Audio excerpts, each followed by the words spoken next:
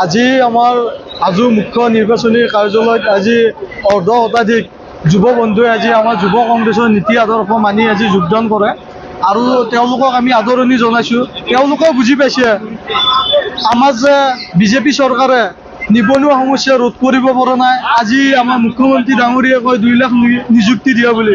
সেই 2 লাখ নিযুক্তিৰ দিয়া বুলি কয় যে সেই 2 লাখ নিযুক্তি তেওঁ দিব পাৰিছে নে নাই, তাৰে ভিতৰত তেওঁ কিমান কেলেংকাৰী জড়িত হৈ আছে সেই তেওঁলোকেও গম পাইছে। গম পাই তেওঁলোকে আমাৰ নীতি আদৰ্শ মানি কিনে আমাৰ লগত আজি জড়িত হৈছে, আমাৰ লগত যোগদান কৰিছে। আৰু আমাৰ হাজো শুৱালকুছি সমষ্টিত যিটো আমাৰ অগপ পাৰ্টি দিছে, তেওঁ ইয়াৰ আগতে তেওঁ আছুত আছিল। আছুৰ পৰা তেওঁ যেতিয়া আমাৰ কা আন্দোলন হৈছিল, কা আন্দোলনত তেওঁ বিৰোধিতা কৰিছিল, কৰি কিনে তেওঁ বিজেপিত যোগদান কৰি আৰু সেই কা আন্দোলনৰে তেওঁ সমৰ্থন কৰিলে, কৰি কিনে তেওঁ বিজেপিৰ পৰা টিকট বিচাৰিলে।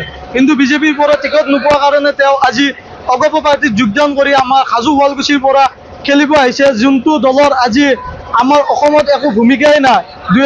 1985 চনৰ পৰা 2001 চনত যি চৰকাৰ আছিল, অগপৰ যি চৰকাৰ আছিল, তেওঁলোকৰ দিনত আমাৰ অসমত যি গুপ্ত হত্যা চলিছিল আৰু আমাৰ সন্ত্ৰাসবাদৰ যি আক্ৰমণ চলিছিল, সেইবিলাক তেওঁলোকে ৰোধ কৰিব নোৱাৰিলে। কিন্তু আমাৰ যুৱ বন্ধুসকলে, আমাৰ যুৱ কংগ্ৰেছে তেতিয়া বিশেষ ভূমিকা লৈ 2001 চনত আমাৰ তৰুণ গগৈ ডাঙৰীয়াৰ নেতৃত্বত আমাৰ কংগ্ৰেছ চৰকাৰ আনিছিল। সেইদৰে আমি এইবাৰ 2026ত আমাৰ যুৱ শক্তি আৰু যুৱ কংগ্ৰেছ লগ লাগি আমি একেলগে 2026 চনত গৌৰৱ গগৈৰ নেতৃত্বত হাজো শুৱালকুছি সমষ্টিত আমি নন্দিতা দাস ডাঙৰীয়াৰ নেতৃত্বত বিধায়িকা জিকাম বুলি আমি সকলোৱে আশাবাদী আৰু আমি এইবাৰ কংগ্ৰেছ চৰকাৰ আনিম বুলি আমি আশাবাদী।